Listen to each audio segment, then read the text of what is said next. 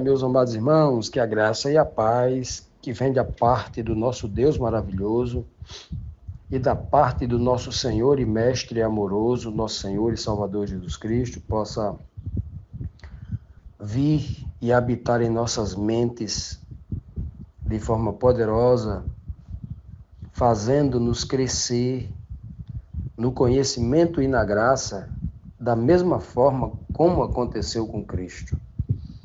Assim como Jesus cresceu em estatura, conhecimento e graça, o nosso grande exemplo, o nosso perfeito exemplo, também aconteça com cada um de nós, para que a palavra de Deus se cumpra de forma perfeita e precisa em nossas vidas.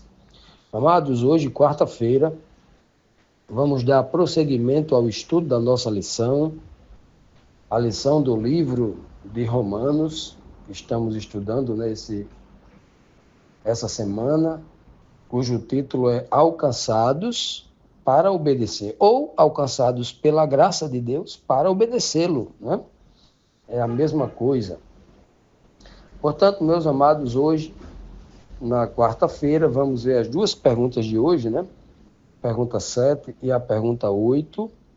Só relembrando que ontem, na terça-feira, vimos as perguntas 5 e 6, quando Paulo deixa bem claro, né, que antes nós éramos escravos do pecado, mas a graça de Deus nos alcançou, fazendo que a gente crescesse na fé, para um objetivo. Ele diz lá que o objetivo era obedecer. Nós fomos alcançados pela graça para de escravos e desobedientes para a condição de livres e obedientes. Olha que coisa linda, não é?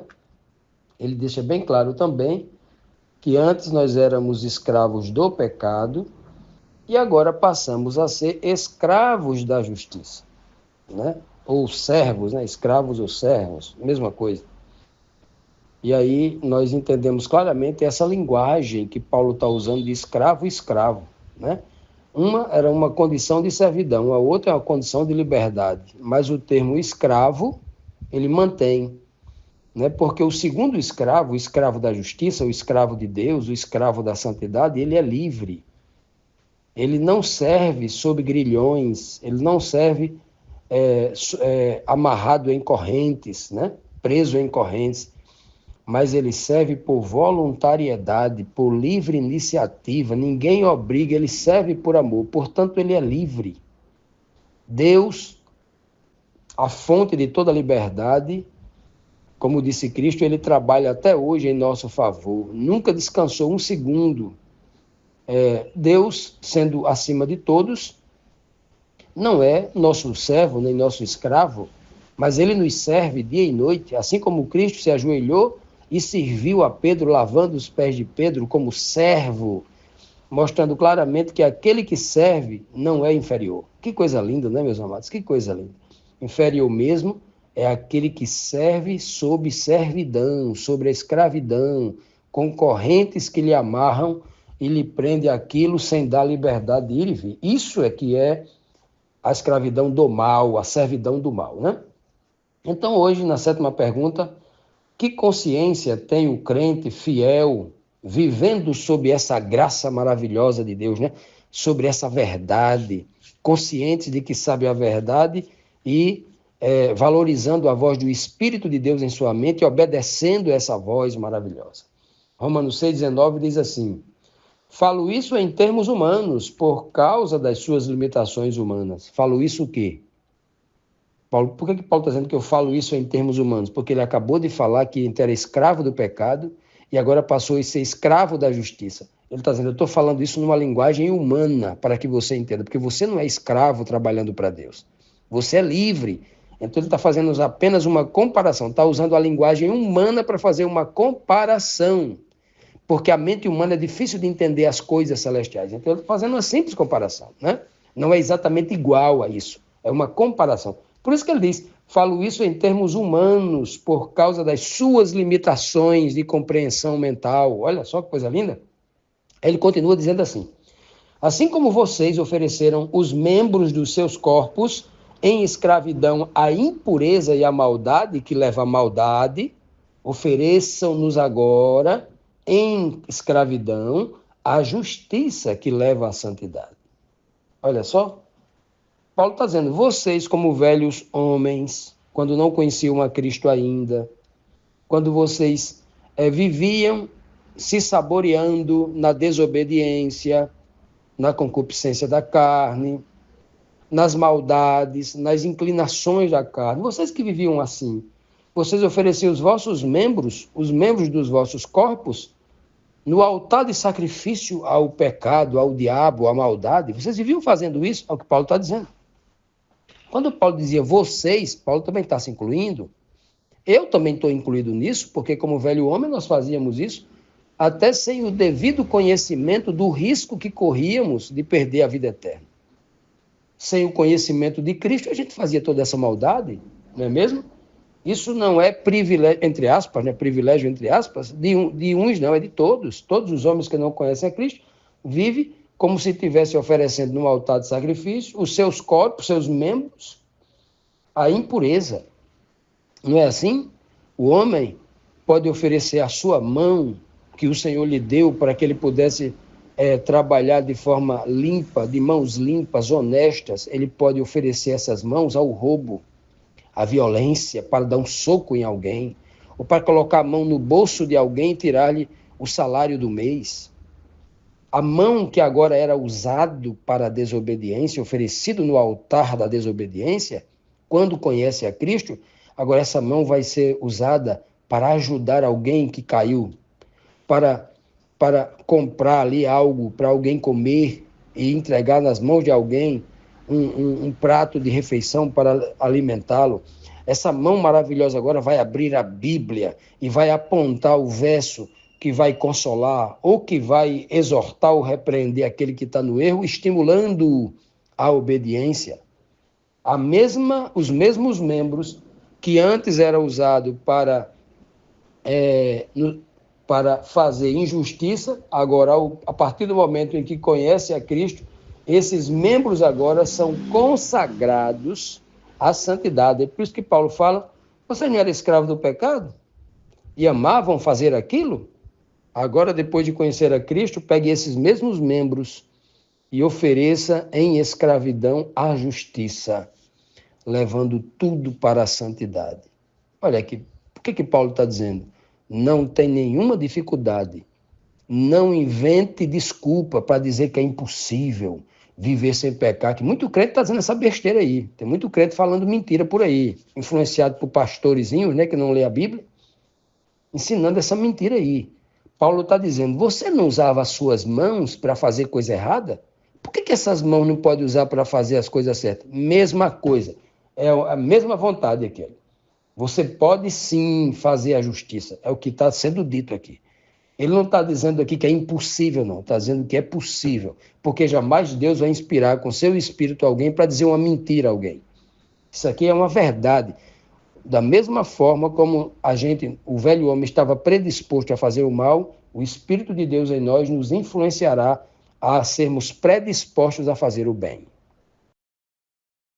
Continuando, amados, vamos aqui para a 8ª pergunta, que nos traz aqui mais uma importante reflexão sobre essa questão que Paulo está abordando aqui no capítulo 6 de Romanos, sobre o velho e o novo homem, sobre a condição de desobediência, e a graça chega para nos trazer para a obediência, uma vida de obediência, né? A graça não salva ninguém para que o sujeito continue do mesmo jeito, não. Isso não é graça, não, isso é desgraça. Quando a graça me alcança e me salva de qualquer jeito, né? E me leva para eu ficar do mesmo jeito diante de Cristo. Não.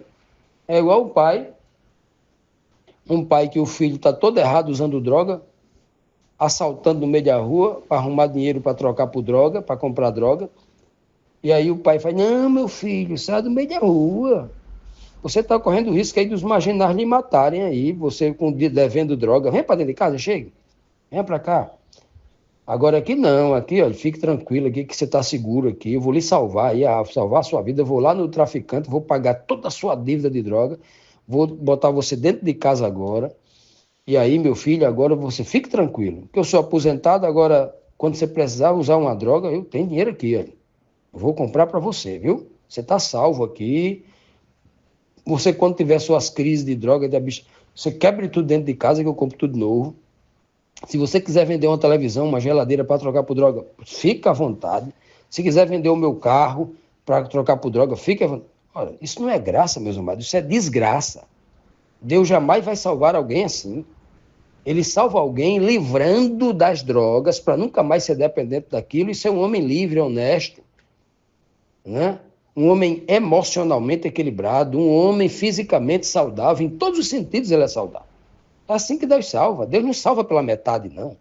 Então tem muita gente torcendo a palavra de Deus, ou criando um Deus vingativo demais, violento demais, não misericordioso, não amoroso demais, um Deus tirano, que não entende a condição do pecador, o primeiro erro é chicote nas costas, ou um Deus amoroso demais, que não quer nem saber do meu pecado. Não, o meu pecado, você pode continuar pecando aqui, que eu sou seu pai, você é meu filho, e eu aceito você em tudo.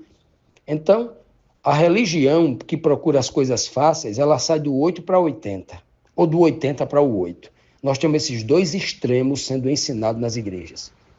Pessoas completamente desequilibradas, né? Com preguiça de examinar as escrituras, com preguiça de aplicar tempo ao sacrifício, à oração e ao exame profundo das escrituras, ensinando essas mentiras. E Paulo traz esse devido equilíbrio aqui. Ele traz esse equilíbrio, basta a gente dedicar tempo a examinar como estamos fazendo. Examinando todo o livro de Romanos, verso a verso, sem pressa, para entendermos com profundidade o que está sendo dito nesse livro, né? Então, a pergunta é, quando a graça não havia alcançado o homem ainda, ele vivia guardando a lei ou ele vivia pecando? Qual desses dois ambientes ele vivia, né? Vamos ver o que a graça faz. Porque tem gente dizendo que quando a graça me alcança, a gente pega a lei, rasga, queima, joga no lixo, que a lei não serve para nada, a lei é um problema, a lei é uma desgraça. Deus deu uma desgraça para a gente quando ele... É isso mesmo? Vamos ver. Romanos 6,20 diz assim, ó, quando vocês eram escravos do pecado, estavam livres da justiça. Olha que figura de linguagem Paulo usa aqui. Ó. Paulo está dizendo que quando eu era escravo do pecado, eu era livre. É isso mesmo?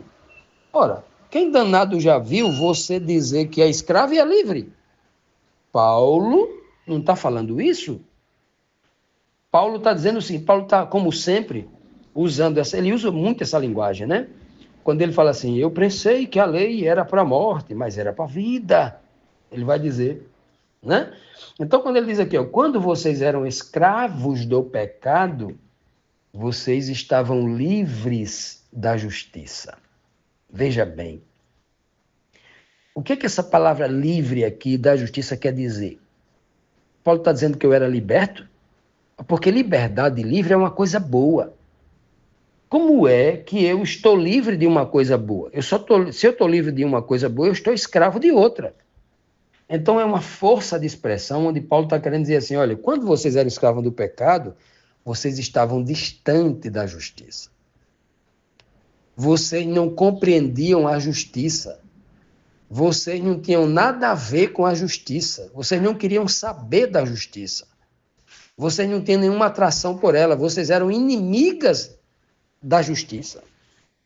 Da mesma forma que agora, vocês que estão livres do pecado, vocês não querem nem saber do pecado, querem nem conversa com ele. Então isso é uma força de expressão. Paulo não está dizendo que o sujeito, quando está preso ao pecado, escravizado pelo pecado, ele é livre. Não, pelo contrário. O coitado está distante da justiça, vivendo uma vida como se fosse livre, né? Você já viu alguém dizer assim, meu irmão, eu não vou ser crente, meu irmão, eu não vou para a sua igreja, porque ser crente é muito chato. Olha, ser crente, todo fim de semana vocês estão lá, fazendo a mesma coisa, vocês não saem para uma festa, vocês não vão dançar, apesar que muito crente de hoje, né, tem uns crentes moderninhos aí que esse negócio de festa e dançar não tem problema não, né? Muitos crentes de hoje aí que não tem problema nenhum, o sujeito encher a cara e, né, beber sob a desculpa, né, enche a cara e se embriaga, mas ele diz, não, mas pode beber, só não pode se embriagar, né, sem saber o limite das coisas, né, sem fugir da aparência do mal. Tem uns crentes hoje aí complicado, viu? Tem uns crentes do 80, tem uns do 8 e do 80. Tem uns dos 80 hoje aí que pode tudo, cuidado aí. Crente moderno, que não lê a Bíblia, né? Não examina a Bíblia. É um crente tendencioso, vai pelas tendências, onde está arrecadando mais dinheiro, ele imita ali, né? Tem umas igrejinhas assim que realmente são ferramentas do inimigo para desencaminhar pessoas. É pior do que quem está no mundo. E aí, meus amados irmãos, né? Aí, não, rapaz, eu não vou na tua igreja não, porque ser crente é chato demais. Você veste aquelas roupas, você não são sensuais, você não bota aquela roupinha bem curtinha para seduzir os homens no meio da rua. Não, eu tenho um corpo bonito, eu preciso mostrar minhas partes que é para os homens me elogiar, porque eu amo passar na rua, escutar aí o cicio dos homens aí e tal, né? Aí os homens do mesmo jeito. Ah, não, eu prefiro sair na sexta-feira à noite e ter várias namoradas, ser na igreja. Não, na igreja, aquelas mulheres lá, tudo decente, tudo cheio de regra, não, lá eu não quero isso não.